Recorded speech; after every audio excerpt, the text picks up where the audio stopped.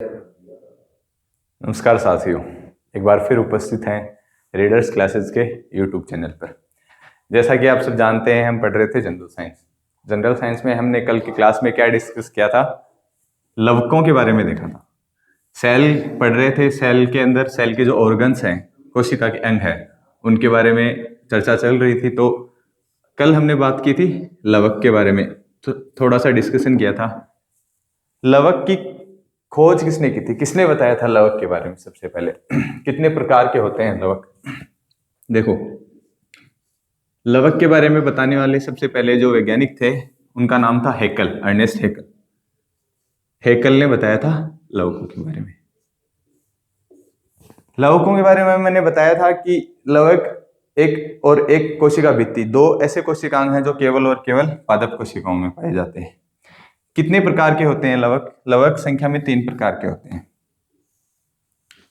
प्रमुख प्रकार कौन कौन से हैं लवकों के? एक तो होता है अवर्णी लवक, एक होता है वर्णी लवक, अवर्णी लवक,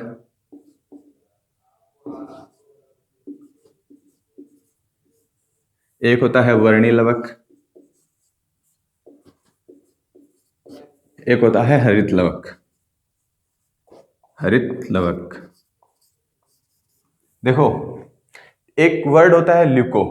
ल्यूको इंटरनेशनल वर्ड है सफेद के लिए। जैसे हमारी स्किन है, उस पर सफेद सफेद धब्बे हो जाते हैं, दाग हो जाते हैं, उसको बोला जाता है ऐसे ल्यूकोडर्मा। जैसे आरबीसी, जैसे सेल, ब्लड में पाई जाने वाली जो सेल्स हैं, आरबीसी हैं, डब्ल्यूबीसी हैं, तो जो डब्ल्यूबीसी हैं, व्हाइट ब्लड सेल्स, उनकी संख्या में जो अचानक वृद्धि होती है, तो उससे जो डिजीज हो जाती है, बीमारी, उसको बोला जाता है, एक प्रकार का कैंसर है ल्यूकेमिया, ल्यूकोडर्मा। तो इसके लिए जो वर्ड बनेगा वो कौन सा बनेगा? अवर्णी लवकों के लिए इसको अंग्रेजी में बोला जाएगा ल्यूकोप्लास्ट। ल्यूकोप्लास्ट। लवक को इंग्लिश में क्या बोलते हैं? प्लास्ट। ठीक है, अवर्णी लवक को अंग्रेजी में ल्यूकोप्लास्ट बोलेंगे। वर्णी, वर्ण के लिए जो शब्द होता है कलर के लिए, वो मैंने आपको बताया था क्रोमो होता है ना, तो इसको क्या बोला जाएगा? क्रोमोप्लास्ट। क्रोमोप्लास्ट। और हरे के लिए जैसे क्लोरो वर्ड होता है, इंटरनेशनल वर्ड। नीले के लिए साइनो होता है, तो हरे के लिए जो होगा इसको बोलेंगे क्लोरोप्लास्ट। क्लोरोप्लास्ट। ठीक है। अवर्णी लवक किन सब उत्पादों में पाया जाता है? अवर्णी लवक के जो प्रमुख उत्पाद हैं, जैसे कोई भी पादप है, कोई भी पेड़ पौधे हैं, उनमें जैसे जड़ हुई, तना और बीज, इसकी जो उपलब्धता होती है, पर्याप्तता होती है, वो इन सब कारकों में अधिक होती है। जबकि वर्णी लवक किन सब में पाया जाएगा? वर्णी लवक पाया जाएगा फल और फूल में। ठीक है। इसके बाद जो हरित लवक है, ये किन सब में पाया जाता है? ये केवल पत्तियों में पाया जाता है, पत्तियों में। इनका कार्य क्या होता है? अवर्णी लवक, वर्णी लवक और हरित लवक, इन सब के अलग अलग कार्य होते हैं। अवर्णी लवक का प्रमुख कार्य क्या होता है? अवर्णी लवक का कार्य होता है पादपों में भोजन का संग्रहण करना। ठीक है, पादपों में भोजन का संग्रहण करना, भोजन का संग्रहण करना।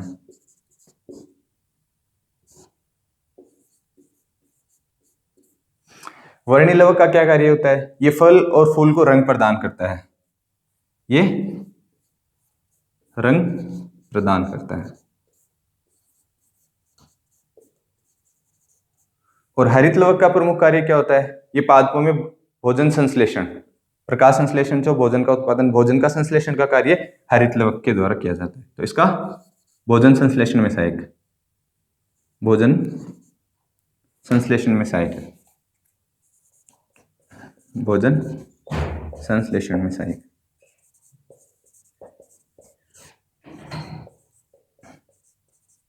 देखो, आपने देखा होगा कभी इनिशियल स्टेज में जब पौधे पे टमाटर लगते हैं, जैसे ये कोई टमाटर का पौधा है, इस पे इनिशियल स्टेज में जब टमाटर लगते हैं, प्रारंभिक अवस्था में उनका जो कलर होता है वो हरा होता है।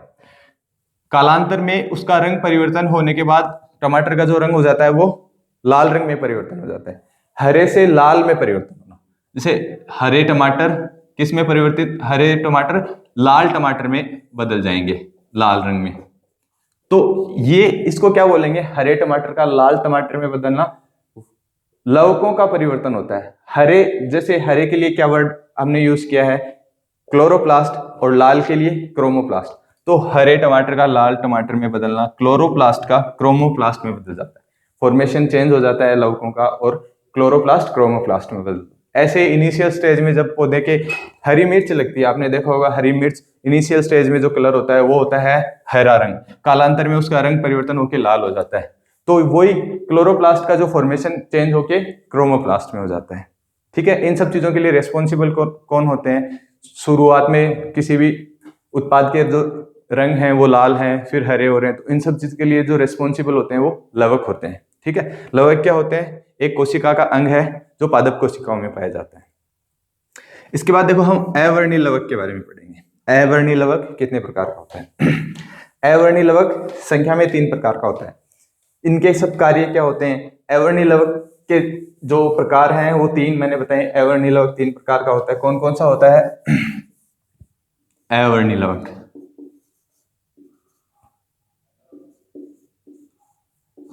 ये 3 प्रकार का होता है।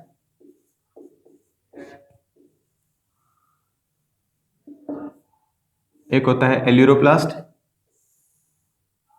एक होता है इलियोप्लास्ट, एक होता है अमाइलोप्लास्ट, एक होता है इलियोप्लास्ट, एक होता है एल्यूरोप्लास्ट। ठीक है, एल्यूरोप्लास्ट।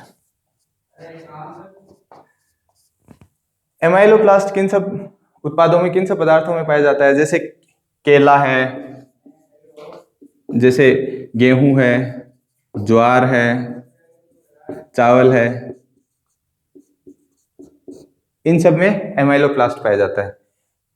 अवर्णी लवक का कार्य क्या था? भोजन का संग्रहण करना। और हम जब जैसे आहार में केला लेते हैं, गेहूं लेते हैं, तो इनसे हमें संग्रहित भोजन मिलता है ग्लूकोज के रूप में, उससे हमें एनर्जी मिलती है। इलियोप्लास्ट किन सब में पाया जाता है?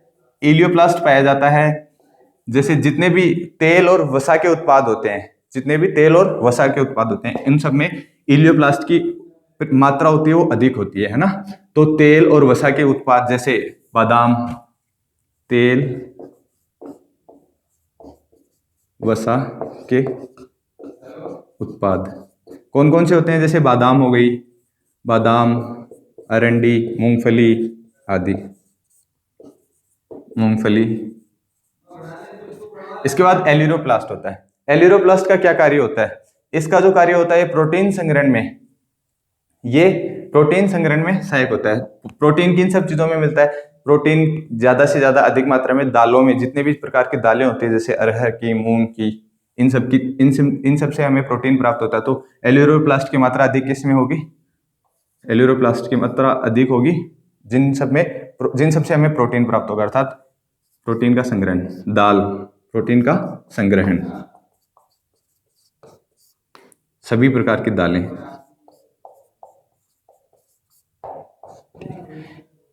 अवर्णी लवक के बाद जो हम पढ़ेंगे वो पढ़ेंगे हरित लवक। कल मैंने थोड़ा बताया भी था आपको हरित लवक के बारे में। जितने भी पादप कोशिकाएं होती हैं उनका एक अंग होता है हरित लवक। लवक के बारे में जैसे मैंने आपको डिटेल बताई है थोड़ी, और जो जितने भी हरित लवक जो होता है वो हर प्रकार के पादप में पाया जाता है जिनका कलर हरा होता है। ये एक डबल लेयर्ड कोशिकांग होता है, अर्थात इसके ऊपर दोहरी झिल्ली पाई जाती है। दोहरी झिल्ली वाले केवल 2 ही कोशिकांग है, एक तो माइटोकॉन्ड्रिया और एक हरित लवक। इसमें क्या होता है? एक ग्रेना प्रोटीन पाई जाती है, ग्रेना प्रोटीन के अलावा इसमें क्लोरोफिल पाया जाता है, पर्णहरित। और पर्णहरित के जो जुड़ाव होता है वो मैग्नीशियम धातु की वजह से होता है, अर्थात इसमें मैग्नीशियम धातु अधिक पाई जाती है, इस वजह से इसका रंग हरा होता है। और जो इसका तरल पदार्थ होता है उसको बोलते हैं स्ट्रोमा। स्ट्रोमा, जैसे माइटोकॉन्ड्रिया के तरल पदार्थ को मैट्रिक्स बोलते हैं, रक्त के तरल पदार्थ को प्लाज्मा बोलते हैं। ऐसे हरित लवक के जो तरल पदार्थ को क्या बोला जाता है, एग्जाम में पूछा जाता है कि हरित लवक के तरल पदार्थ को क्या बोला जाता है, स्ट्रोमा। ठीक है। जैसे प्रकाश संश्लेषण की जो क्रिया है वो पर्णहरित में संपन्न होती है। प्रकाश संश्लेषण से पौधे अपने भोजन का निर्माण करते हैं और जो भोजन है वो ग्लाइकोजन के रूप में ग्रहण करते हैं। तो खाने का निर्माण प्रकाश संश्लेषण के कारण इसको क्या बोला जाता है, भोजन के निर्माण के कारण इसको पादपों का रसोई घर भी बोला जाता है। एग्जाम में पूछा जाता है कि निम्न में से पादपों का रसोई घर किसे बोला जाता है, या प्रकाश संश्लेषण की क्रिया किस में संपन्न होती है, किस में संपन्न होती है, हरित लवक में। तो इसको क्या बोलते हैं, पादपों का रसोई घर, पादपों का रसोई घर, रसोई घर। ठीक है। और इसमें प्रकाश संश्लेषण में सहायक प्रकाश संश्लेषण की क्रिया पर्णहरित में संपन्न होती है। ये भी आप लिख लेना, प्रकाश संश्लेषण की क्रिया, संश्लेषण की क्रिया हरित लवक में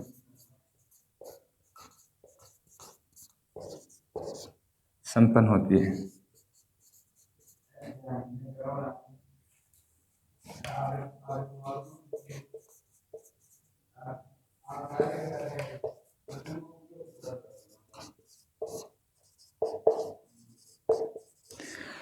अब देखो प्रकाश संश्लेषण की क्रिया कैसे होती है पादपों में, उसके बारे में पढ़ेंगे अपन।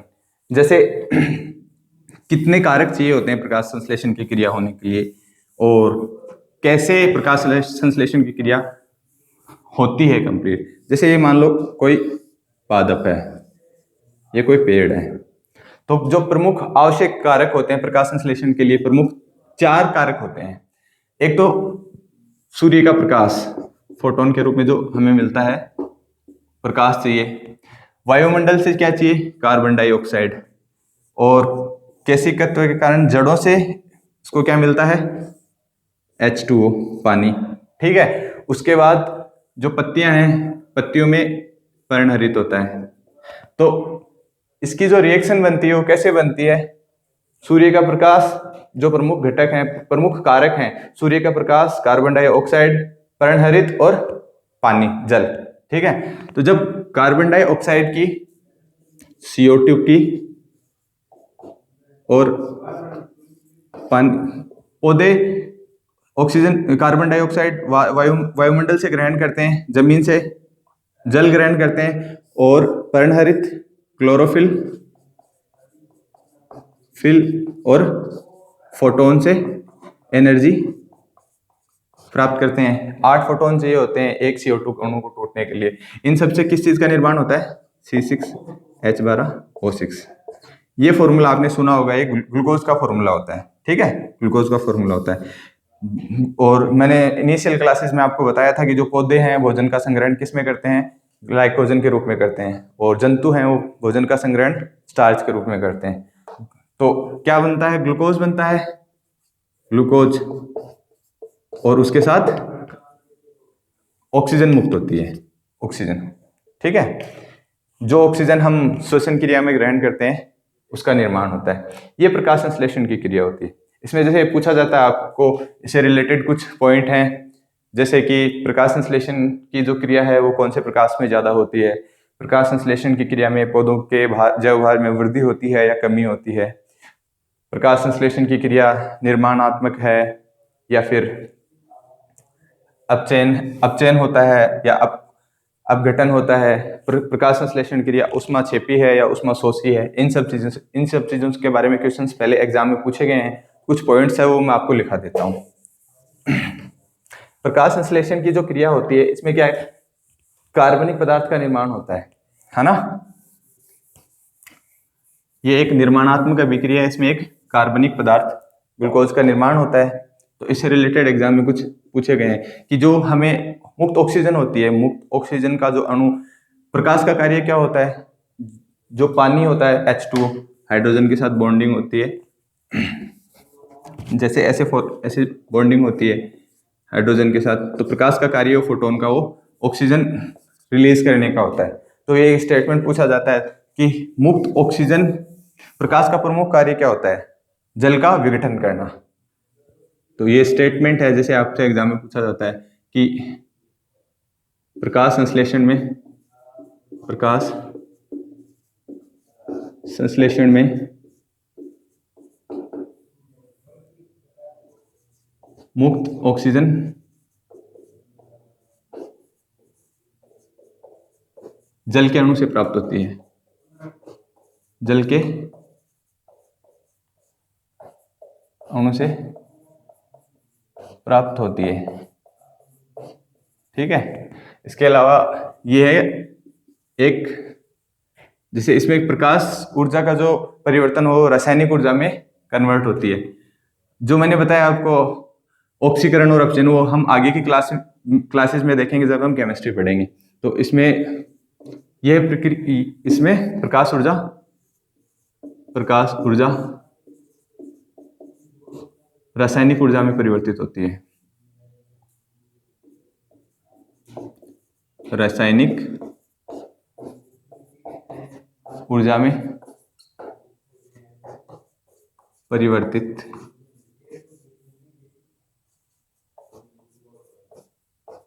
ठीक है। यह है ऊष्माशोषी अभिक्रिया है, ऊष्माशोषी अभिक्रिया है। इसके अलावा पौधों के जैव भार में वृद्धि होती है। जैसे मनुष्य श्वसन क्रिया करते हैं तो मनुष्य के भार में कमी होती है। जैसे फेफड़ों से कार्बन डाइऑक्साइड का उत्सर्जन होता है। जैसे हम बोलते हैं, स्वेटिंग से, पसीनों की वजह से पानी, और जब हम बोलते हैं तो मुंह से वाटर ड्रॉप्स बाहर निकलती हैं। तो जब मनुष्य श्वसन क्रिया करते हैं तो उनके जैव भार में कमी होती है। इसी प्रकार जो पौधे श्वसन क्रिया करते हैं, प्रकाश संश्लेषण में जो पौधों के जैव भार में, ये स्टेटमेंट पूछा है कि प्रकाश संश्लेषण से पौधों के जैव भार अपरिवर्तित रहता है, कमी होती है या फिर वृद्धि होती है। तो पौधों का, इसका आंसर क्या हो जाएगा कि पौधों के जैव भार में वृद्धि होती है।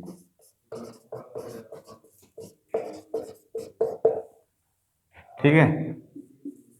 और यह है जो अभिक्रिया है, ये लाल प्रकाश में सर्वाधिक होती है। इंटेंसिटी जो होती है रेड फोटॉन्स की, जो हरे प्रकाश के कंपैरिजन में अधिक होती है। तो ये एग्जाम में स्टेटमेंट आता है कि यह लाल प्रकाश में या अधिक होगी, हरे प्रकाश में, बैंगनी प्रकाश में या पीले प्रकाश में। तो ये है लाल प्रकाश में सर्वाधिक तथा हरे प्रकाश में सबसे कम गति से होती है। ठीक है। ऊष्माशोषी, ऊष्माक्षेपीय बता दिया, मुक्त अणु बता दिया। और इसमें क्या है, पौधे क्या होते हैं, कार्बन डाइऑक्साइड ग्रहण करते हैं और O2 का उत्सर्जन करते हैं। ठीक है। इसके अलावा क्या स्टेटमेंट बचते हैं कि यह अभिक्रिया निर्माणात्मक अभिक्रिया है। जैसे मैंने आपको पहले की इनिशियल क्लासेस में बताया था, एक होता है एनाबोलिज्म, एक होता है कैटाबोलिज्म। उपचय और अपचय। उपचय होता है एनाबोलिज्म और अपचय होता है कैटाबोलिज्म। ठीक है। इन दोनों को सम्मिलित रूप से मेटाबोलिज्म बोला जाता है, उपापचय। जब हम भोजन ग्रहण करते हैं तो बड़े अणुओं का छोटे अणुओं में टूटना, बड़े अणुओं का छोटे अणुओं में टूटना क्या कहलाता है, कैटाबोलिज्म कहलाता है अपचय। और छोटे अणुओं से बड़े अणुओं का निर्माण क्या कहलाता है, उपचय। तो यह एनाबोलिज्म निर्माणात्मक अभिक्रिया है, ये अपचय अभिक्रिया। यह है निर्माणात्मक। कैसे है निर्माणात्मक?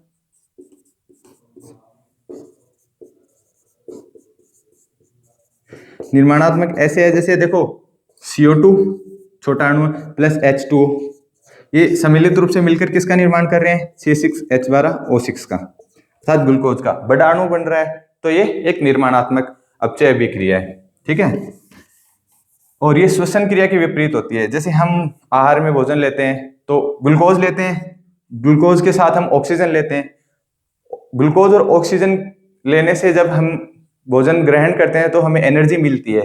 तो और एनर्जी मिलती है, एनर्जी के बाद हम कार्बन डाइऑक्साइड का उत्सर्जन करते हैं और वाटर ड्रॉप्स। तो कैसे हुई ये श्वसन क्रिया के विपरीत? देखो मैंने क्या लिखा है आपको कि प्रकाश संश्लेषण की क्रिया होती है CO2 प्लस H2O, फोटोन मतलब एनर्जी ऊर्जा, और क्लोरोफिल की उपस्थिति में क्या होता है, ग्लूकोज का निर्माण होता है प्लस ऑक्सीजन उत्सर्जित होती है। तो हम जब भोजन ग्रहण करते हैं और श्वसन क्रिया रेस्पिरेशन करते हैं तो उसके बाद कार्बन डाइऑक्साइड का उत्सर्जन करते हैं और पानी निकलता है शरीर में। प्रतिदिन हम जैसे शरीर से पसीना आना, मुंह से बोलते हैं तब पानी का निष्कासन होना, ठीक है, और इन सब जब यूरिन जैसे पेशाब के थ्रू पानी बाहर पानी का निष्कासन करते हैं, तो ये हुई ना श्वसन क्रिया के विपरीत। तो ये भी एग्जाम में स्टेटमेंट पूछा जाता है कि जो प्रकाश संश्लेषण है किसके विपरीत अभिक्रिया है। तो ये भी आप ध्यान रखिएगा थोड़ा, यह है श्वसन के विपरीत, श्वसन के विपरीत अभिक्रिया है, ठीक है। ये हमने डिस्कस किया प्रकाश संश्लेषण। अब जो बाकी के कोशिकांग बचे हुए हैं उनको हम नेक्स्ट क्लास में डिस्कस करेंगे। आज के लिए इतना ही काफी है। Thank you, good day.